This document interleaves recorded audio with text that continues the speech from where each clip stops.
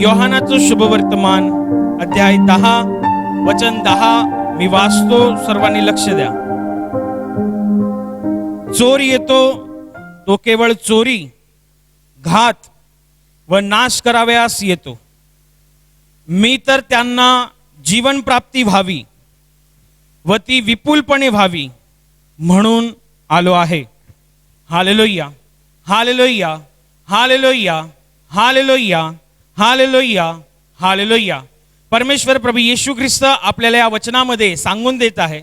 जे वचन आपल्याला पवित्र शास्त्रामध्ये लिखित स्वरूपात लोगोस स्वरूपात वाचायला मिळतं ते असं आहे की प्रभू येशू म्हणाला, चोर येतो तो केवळ चोरी, घात व नाश कराव्यास येतो, परंतु मी तर ह्यासाठी आलो आहे की तुम्हाला जीवन प्राप्ती व्हावी व ती विपुलपणे व्हावी म्हणून आलो आहे. होय, प्रभू येशू ख्रिस्त या पृथ्वीवरती त्याच्या येण्यामागचं कारण स्पष्ट करून सांगत आहे. तो कोणत्या उद्देशासाठी या पृथ्वीवरती आला त्याविषयीचं प्रभू येशू ख्रिस्त कारण सांगत आहे. तो म्हणत आहे की मी या जगामध्ये अशासाठी आलेलो आहे की माझ्यावरती जे विश्वास ठेवतात त्यांना जीवन प्राप्ती व्हावी. प्रभू येशूच्या पवित्र मुखातले हे शब्द आहेत की मी तर त्यांना जीवन प्राप्ती व्हावी. त्यांना जी लोक आहेत ही लोक विश्वासणाऱ्या लोकांविषयी प्रभू येशू म्हणत आहे. जे जिवंत देवावर विश्वास ठेवतात, जे जिवंत देवाच्या कार्यपद्धतीवर विश्वास ठेवतात, जे जिवंत देवाच्या उपस्थितीवर विश्वास ठेवतात, जे जिवंत देवाच्या योजनेवर विश्वास ठेवतात आणि ते हे मानतात, विश्वास ठेवतात की परमेश्वराने त्याचा पुत्र प्रभू येशू ख्रिस्त या जगात पाठवलेला आहे आणि त्याच्यावर विश्वास ठेवणाऱ्याला सार्वकालिक जीवन प्राप्त होते, तो अनंत काळाच्या जीवनासाठी पात्र ठरतो. या योजनेवरती जी लोक विश्वास ठेवतात त्या विश्वासणाऱ्यांना जीवन प्राप्ती व्हावी व ती विपुल प्रमाणात व्हावी, बहुगुणित प्रमाणात व्हावी, असंख्य प्रमाणात व्हावी म्हणून प्रभू येशू ख्रिस्त या जगामध्ये आला आहे. प्रभू येशू ख्रिस्ताने हे अगदी स्पष्ट केलेलं आहे की मी या जगामध्ये विश्वासणाऱ्यांना जीवन प्राप्ती व्हावी आणि ती विपुल प्रमाणात व्हावी म्हणून आलेलो आहे. जीवन प्राप्ती म्हणजे काय? तुमच्या ओळखीमध्ये किंवा तुमच्या मस्तिष्कामध्ये जीवन ह्याची व्याख्या काय आहे? जीवनाची संज्ञा तुम्ही काय समजता? जीवन म्हणजे निव्वळ आरोग्य नव्हे, जीवन म्हणजे निव्वळ नोकरी नव्हे, जीवन म्हणजे निव्वळ चार भिंतींचं घर नव्हे, जीवन म्हणजे निव्वळ नोकरी धंदा नव्हे. जीवन म्हणजे जगण्यासाठी लागणारी प्रत्येक वस्तू आणि प्रत्येक गरज मिळून जीवन तयार होतं. एक चांगलं जीवन जगण्यासाठी चांगलं आरोग्य पाहिजे का? हो, पाहिजे. पण नुसतं आरोग्य असून चालेल का? आणि खायला 2 वेळचं अन्न नसेल तर? 2 वेळचं तुमच्याकडे चांगलं अन्न आहे खायला, पण रात्रीची तुम्हाला नीट झोप येत नसेल तर? झोप तुम्हाला चांगली येत असेल पण राहायला तुम्हाला चांगलं घर नसेल तर? चांगलं घर राहायला आहे पण तुम्हाला चांगली नोकरी नसेल तर? चांगली नोकरी आहे पण तुमच्या हृदयामध्ये चांगली शांती नसेल तर? जीवन म्हणजे निव्वळ शांती नव्हे, जीवन म्हणजे निव्वळ आरोग्य नव्हे, जीवन म्हणजे निव्वळ पैसा नव्हे, जीवन म्हणजे निव्वळ शेती बंगला गाडी नव्हे. जीवन म्हणजे जगण्यासाठी लागणारी प्रत्येक वस्तू आणि प्रत्येक गरज या सगळ्यांचा समूह म्हणजे जीवन आहे. आणि हाच समूह पूर्ण जीवन देण्यासाठी परमेश्वर प्रभू येशू ख्रिस्त म्हणतोय मी या जगात आलेलो आहे. हे सगळ्यांसाठीच नव्हे, प्रभू येशू ख्रिस्त संबंध जगाला उपलब्ध आहे हे खरं आहे, परंतु जितके त्याच्यावरती विश्वास ठेवतात त्यांना मात्र जीवन प्राप्ती होते आणि ती विपुल प्रमाणात होते. या पृथ्वीवरती त्यांना काही कमी पडत नाही, कारण जीवनाचा प्रभू, जीवनाचा उगम असलेला परमेश्वर त्यांच्या सोबत, त्यांच्या मध्ये आणि त्यांच्या ठाई वावरतो. येशू म्हणतोय मी तर त्यांना म्हणजे विश्वासणाऱ्यांना जीवन प्राप्ती व्हावी व ती विपुलपणे व्हावी म्हणून आलो आहे. परमेश्वर प्रभू येशू ख्रिस्ता ठाई, परमेश्वर प्रभू येशू ख्रिस्तावर जेवढी लोक विश्वास ठेवतात तेवढे परमेश्वर प्रभू येशू ख्रिस्ताच्या द्वारे अनंत काळाच्या जीवनाला पात्र ठरतात. इतकेच नव्हे तर जो स्वर्गामध्ये उच्चस्थानी बसलेला विराजमान परमेश्वर त्याच्या प्रेमाला सुद्धा ते या पृथ्वीवरती अनुभवतात. त्याच्या उपस्थितीला प्रभू येशू ख्रिस्ताद्वारे या पृथ्वीवरती अनुभवतात. त्याच्या हृदयामध्ये आपल्या विषयीच्या असलेल्या योजना, इच्छा, आकांक्षा आणि रहस्य ख्रिस्त येशूद्वारे आपल्याला समजतात. आणि जेव्हा तुम्ही येशूकडे असता, येशूच्या द्वारे तुम्हाला जीवनासाठी लागणारी प्रत्येक वस्तू, प्रत्येक गरज विपुल प्रमाणात पुरवली जाते. किंबहुना या पृथ्वीवरती ख्रिस्त येशूच्या द्वारे तुमची व्यवस्था लागली जाते. जेव्हा ही व्यवस्था लागते, जेव्हा हे आशीर्वाद येतात, ही शांती येते, जगण्यासाठी लागणारी प्रत्येक वस्तू आपल्याला स्वर्ग राज्यातून ख्रिस्त येशूच्या द्वारे पुरवली जाते. इतकंच नव्हे तर जगण्यासाठी लागणारी प्रत्येक गरज परमेश्वर प्रभू येशू ख्रिस्ता ठाई त्याच्या स्वर्गीय विपुलतेच्या भांडारातून जेव्हा भागवली जाते आणि जेव्हा ह्या गोष्टींनी आपलं जीवन बहरतं, या गोष्टींनी आपल्या जीवनामध्ये चकाकी येते, या गोष्टींमुळे आपल्या जीवनामध्ये स्वर्गाचा सुगंध दरवळतो, तेव्हा हा सुगंध, तेव्हा हे आशीर्वाद, ही कृपा, ही करुणा चोरण्यासाठी कोणीतरी आहे. त्या चोराविषयी परमेश्वर प्रभू येशू ख्रिस्ताने आजच्या वचनामध्ये उल्लेख केलेला आहे. प्रभू येशू ख्रिस्त या पृथ्वीवरती आपण कोणत्या उद्देशासाठी आलो हे सांगण्या अगोदर प्रभू येशू ख्रिस्ताने एका चोराचा उल्लेख केलेला आहे. त्या चोराविषयी परमेश्वर प्रभू येशू म्हणत आहे की हा चोर जो आहे तो केवळ चोरी करण्याच्या उद्देशाने, घात म्हणजे हत्या करण्याच्या उद्देशाने आणि नाश करण्याच्या उद्देशाने येतो.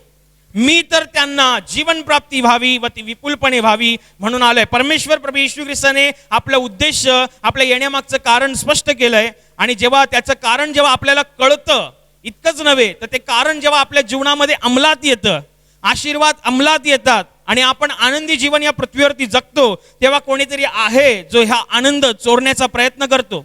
तेव्हा कोणीतरी आहे जेव्हा हा आशीर्वाद चोरण्याचा प्रयत्न करतो. त्या चोराविषयी परमेश्वर येशू ख्रिस्त आपल्याला सांगत आहे, किंबहुना तो सतर्क करत आहे. चोर येतो तर केवळ चोरी, घात आणि नाश करावयाच्या उद्देशाने येतो.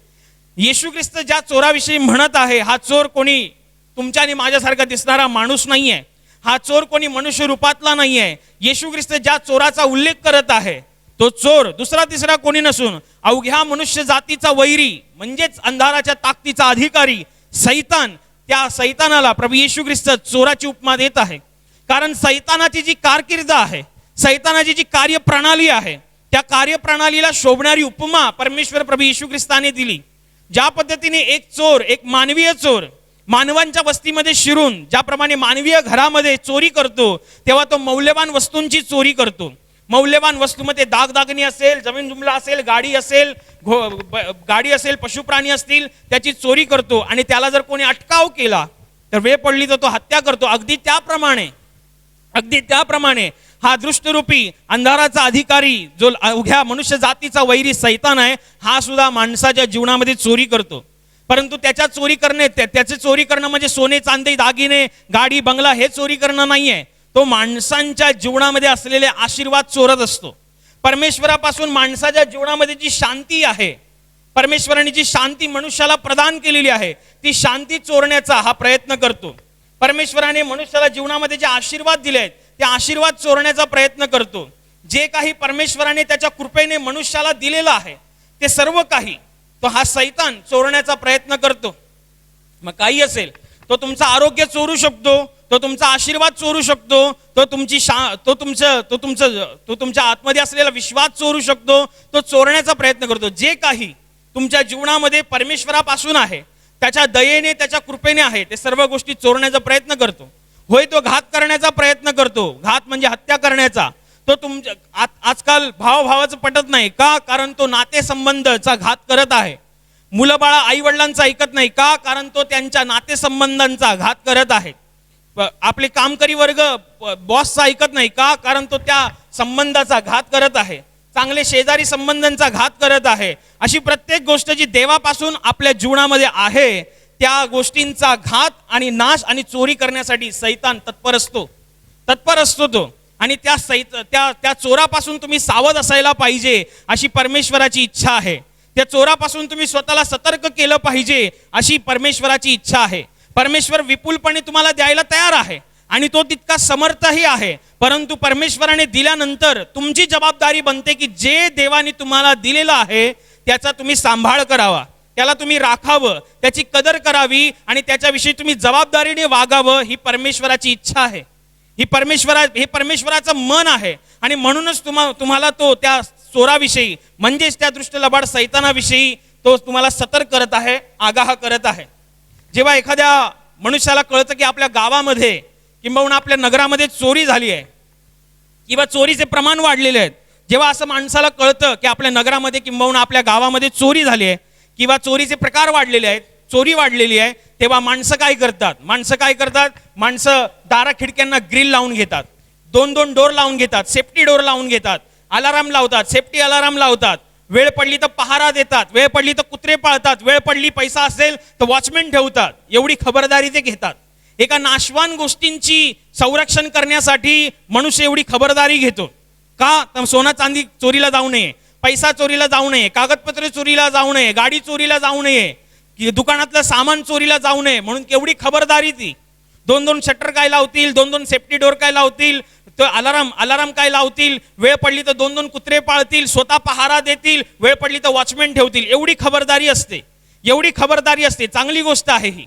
खबरदार असणं, सतर्क असणं हे परमेश्वराच्या दृष्टीने चांगलं आहे. पण आज आपण ज्या विषयी वाचत आहोत, आज आपण ज्या विषयी पवित्र आत्मा आपल्याला शिकवत आहे किंवा सांगत आहे, त्या चोराविषयी तुम्ही काय बंदोबस्त केलाय?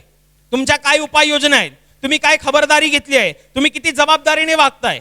परमेश्वर तुम्हाला आशीर्वाद देणार आणि देतोच आहे. परमेश्वर तुम्हाला शांती देणार आणि देतोच आहे.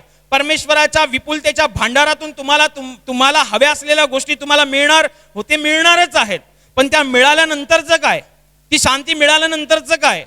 ती साक्ष घडल्यानंतरचं काय? परमेश्वराने त्याची कृपा तुमच्या जीवनावरती दिवसागणिक पाठवत असल्यानंतरचं काय? परमेश्वराने जे काही तुम्हाला दिलंय ते सैतानाने चोरू नये, त्या दृष्ट लबाडाने, अवघ्या मनुष्य जातीच्या वैर्याने चोरू नये, म्हणून तुम्ही काय खबरदारी घेतली? तुमच्या आत्म्याची काय खबरदारी आहे? तुमच्या आत्म्याची काय सतर्कता आहे? तुमच्या आत्म्याची काय जबाबदारी आहे? हे तुम्ही शोधून पहा. तुमची साक्ष उघड्यावरती नाहीये ना. चोरी तिथेच होते ज्या घरातली लोक बेजबाबदार आहेत. चोरी तिथेच होते ज्या घरातली लोक गाफील आहेत. चोरी तिथेच होते ज्या घरातली लोक अशीच आलबेल वागत आहेत, त्यांना काही पडलेली नाही, कुठे लक्ष नाहीये, तिथे चोरी होते. ह्या गाफीलपणाकडे बघून, बेजबाबदारपणाकडे बघून, हलगर्जीपणाकडे बघून त्याचा कानोसा घेत चोर त्यांच्या घरामध्ये चोरी करतो. अगदी त्याप्रमाणे मनुष्य जेव्हा आत्मिक जीवनामध्ये बेजबाबदार असतो, हलगर्जीमध्ये वागत असतो, कोणत्याही उपाययोजना करत नाही, तर ज्याच्या जीवनामध्ये सैतान चोरी करतो. मग ती तुमच्या शांतीची असेल. म्हणून कित्येक लोकांचं मी ऐकलेलं आहे की सुरुवातीच्या काळामध्ये आम्हाला खूप बरं वाटायचं, सुरुवातीच्या काळामध्ये आम्ही प्रार्थना करायचो, आमच्या प्रार्थना पूर्ण व्हायच्या. पण आता असं होत नाहीये. आता आम्हाला ती शांती मिळत नाहीये. आता आम्हाला तो आनंद घेता येत नाही जो आम्ही सुरुवातीच्या काळात घ्यायचो. सुरुवातीला तुम्ही आल्या तुम्ही फार अगदी तेज होतात, परंतु आता तुम्ही आळशीपणा झाल्यामुळे तुमच्या प्रार्थनेचा प्रोटेक्शन तुम्हाला नाहीये. तुमची काय खबरदारी आहे? देवाने तुम्हाला जी साक्ष दिली आहे, देवाने तुमच्या जीवनात जो चमत्कार घडवलेला आहे, त्याच्यामुळे तुमच्या जीवनाची साक्ष निर्माण झाली आहे. त्या साक्षीला राखण्यासाठी, त्या साक्षीला त्या सैतानापासून वंचित ठेवण्यासाठी तुम्ही काही खबरदारी घेतलीत? तुम्ही काय जबाबदारी उचललीत? तुम्ही काय उपाययोजना केल्यात? तुम्हाला तुमच्याच बिल्डिंगमध्ये, तुमच्याच आवारात, तुमच्याच चाळीत, तुमच्याच नगरात जर चोरी झाली असं कळालं तर तुम्ही 4-4 टाइम कडी चेक कराल. रात्री झोपताना 4-4 टाइम दार खिडक्या लागलेत का नाही चेक कराल. कौलाचं घर असेल तर कौलं काढून स्लॅब टाकाल. 2-2 सेफ्टी डोर लावाल, अलाराम क्लॉक लावाल किंवा सेफ्टी अलाराम लावाल. काय भरपूर उपाययोजना करतात.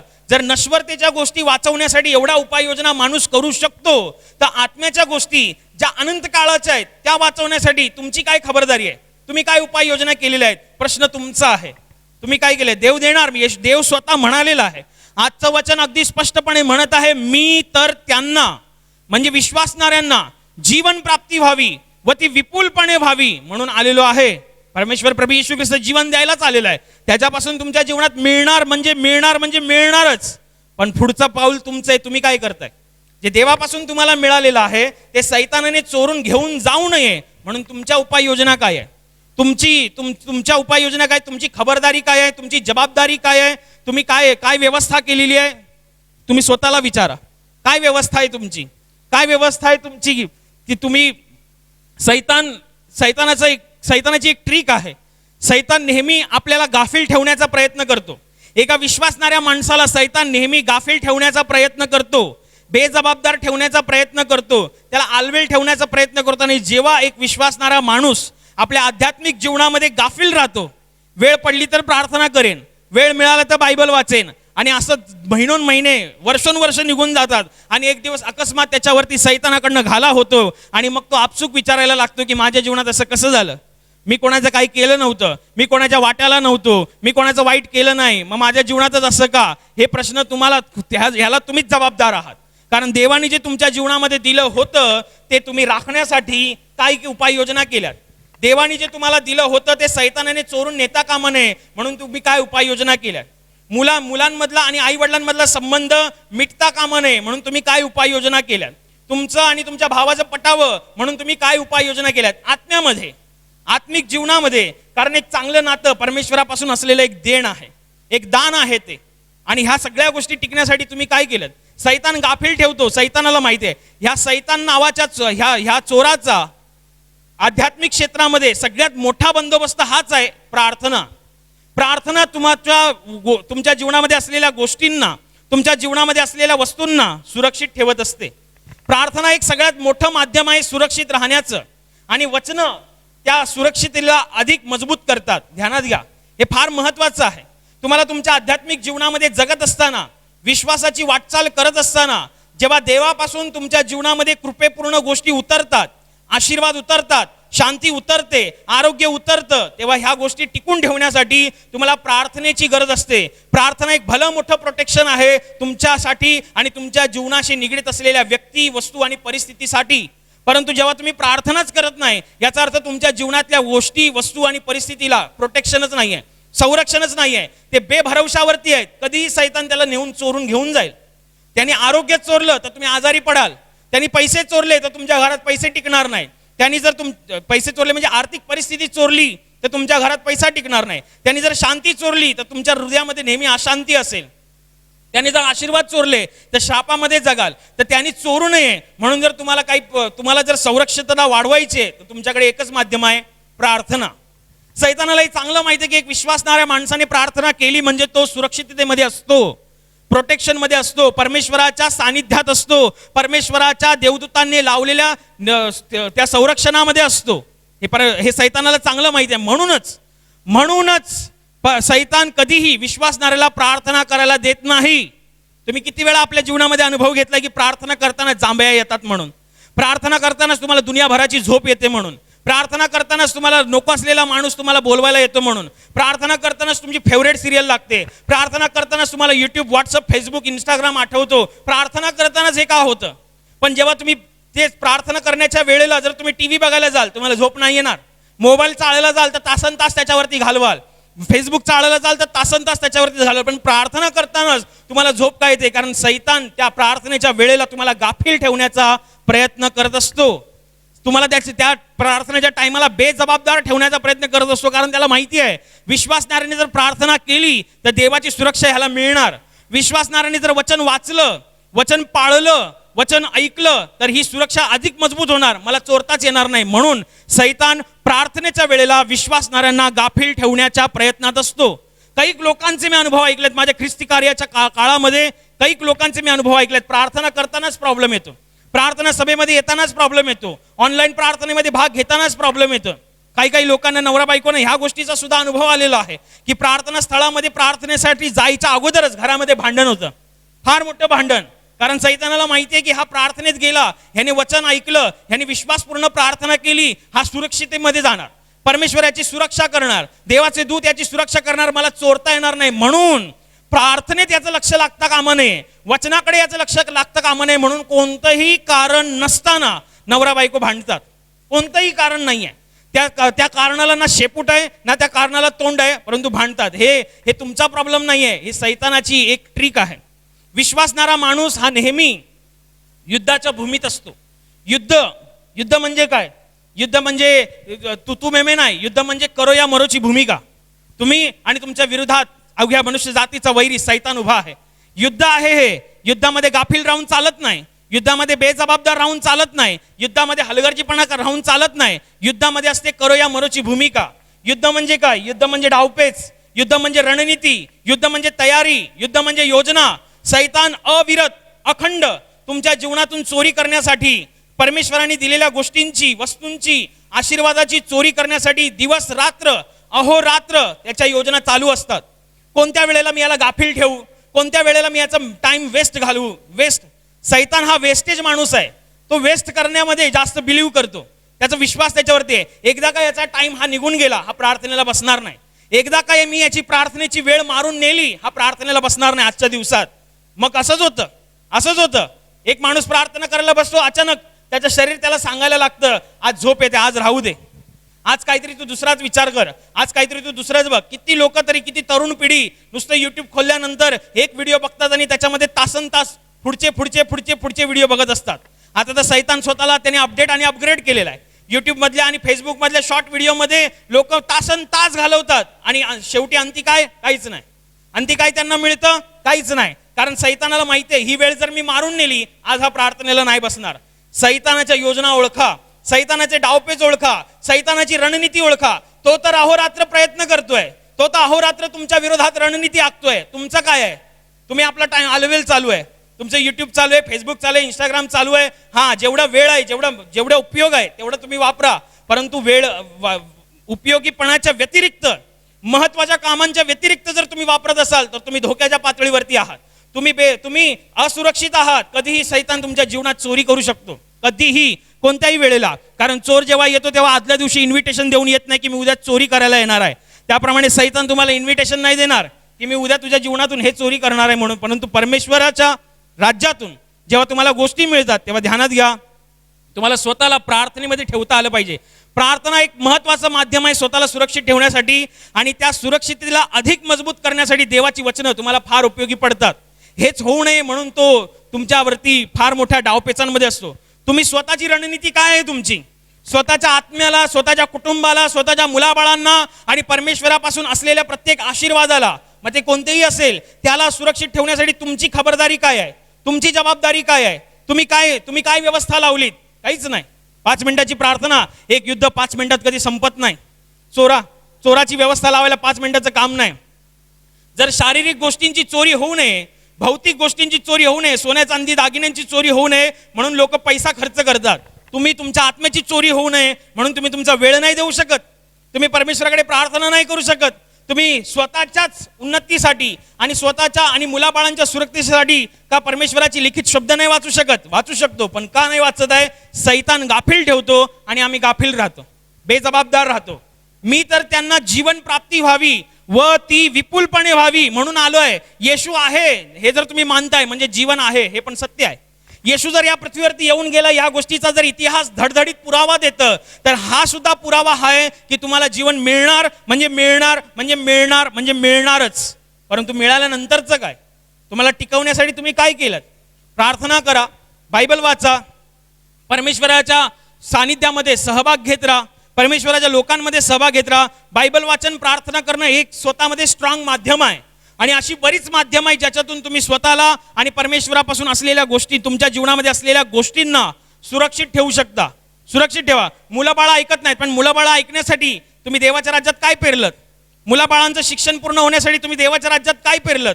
तुमचं आयुष्य, तुमचं भविष्य, तुमचं येणारं करिअर सुरक्षित राहावं म्हणून तुम्ही देवाच्या राज्यामध्ये काय पेरलत? तुमची काय सुरक्षा आहे?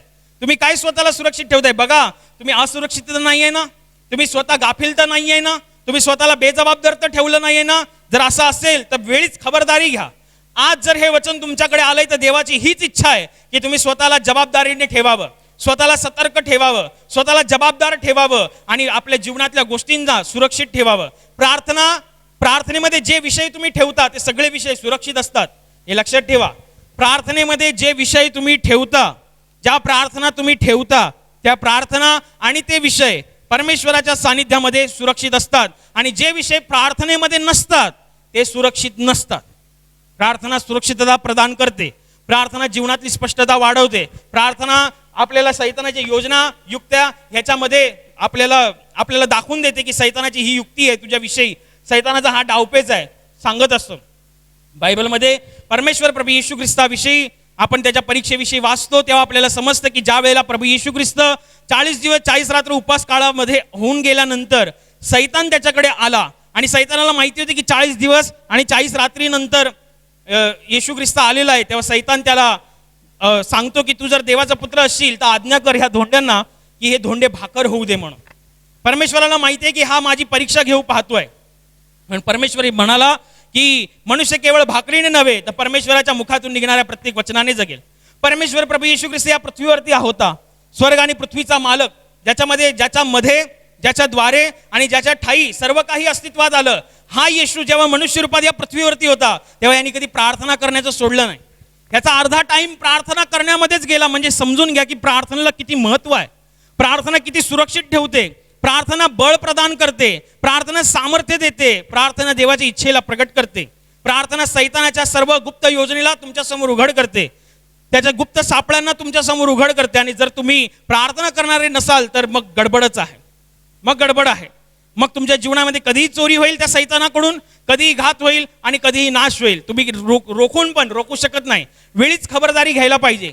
मला सांगा, ज्या वेळेला तुमच्या नगरामध्ये चोरी होते किंवा गावामध्ये चोरी होते, तेव्हा तुम्ही असं म्हणणार का की माझ्या घरात चोरी झाली तरच मी सेफ्टी डोर लावणार, तरच मी खिडक्यांना ग्रिल लावून घेणार, तरच मी पहारेकरी बसवणार, तरच मी कुत्रा पाळणार, तरच मी वॉचमॅन ठेवणार. माझ्या घरात चोरी झाली तर दुसऱ्याच्या घरात झाली ना, माझं काही लेणं देणं नाही.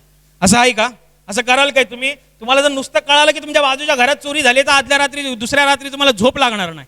ही सत्य परिस्थिती आहे, ही वास्तविक स्थिती आहे. म्हणून जर तुम्हाला समजलंय की चोर हा सैतान आहे आणि तो आपल्या आत्म्याची चोरी करतोय, तर त्याला रोखण्यासाठी, त्याच्याद्वारे चोरी रोखण्यासाठी आपल्या आत्मिक जीवनामध्ये उपाययोजना करा. प्रार्थना करणं, बायबल वाचणं, वचनं ऐकणं, ख्रिस्त शिष्यांच्या माहोलमध्ये राहणं, प्रार्थना सभांमध्ये भाग घेणं, साक्ष सांगणं, देवाच्या राज्याची घोषणा करणं, स्वतःला पावित्र्यामध्ये ठेवणं, हे बरेच माध्यम आहेत ज्याच्यातून तुम्ही सैतानाला आपल्या जीवनामध्ये येण्यापासून रोखता. आणि जेव्हा तो रोखला गेला तेव्हा चोरी थांबणार, आणि जेव्हा चोरी थांबेल तेव्हा तुम्हाला आपल्या जीवनामध्ये असलेल्या गोष्टींचा पुरेपूर आस्वाद घेता येईल. म्हणून परमेश्वराच्या राज्यातून आपल्याला योग्यरित्या प्रार्थना करण्यासाठी, त्याचं वचन ऐकणे व वाचण्यासाठी बळ मिळावं म्हणून पवित्र आत्म्याच्या द्वारे प्रार्थना करू. Hallelujah, hallelujah, hallelujah. आणि आता प्रार्थना करण्याची वेळ आहे. प्रभू येशू म्हणाला, माझ्या नावाने तुम्ही पित्याजवळ जे काही मागाल ते तुम्हाला परमेश्वराच्या गौरवाकरिता देण्यात येईल. होय, त्याचं वचन हेच सत्य आहे. त्याचं वचन तो पूर्ण करणं जाणतो. तो आपल्या वचनांना पूर्ण करण्याचं सामर्थ्य बाळगतो. म्हणून त्याच्या वचनावर, त्याच्या सामर्थ्यावर विश्वास ठेवून आपण सर्व मिळून प्रार्थना करत आहोत. म्हणून तुमच्या ज्या भागाला आजार आहे त्या भागावर हात ठेवा. तिथे हात ठेवणं शक्य नसेल तर आपल्या छातीवर हात ठेवा. तुमच्या जीवनातील आणि शरीरातील प्रत्येक दुःख, संकट आणि आजार प्रभू येशूच्या पवित्र नावाने या क्षणाला नष्ट होत. तुमच्या जीवनातील बंधनं आणि श्राप प्रभू येशूने वाहिलेल्या त्याच्या पवित्र रक्ताद्वारे या क्षणाला तुटून जावत. तुमच्या जीवनातील समस्या आणि सैतानाचा भयावह अंधार प्रभू येशू ख्रिस्ताच्या दिव्य आणि पवित्र प्रकाशामध्ये पूर्णपणे नष्ट होत. तुमच्यावर, तुमच्या कुटुंबावर प्रभू येशू ख्रिस्ताचे महान आशीर्वाद येऊत. आमेन.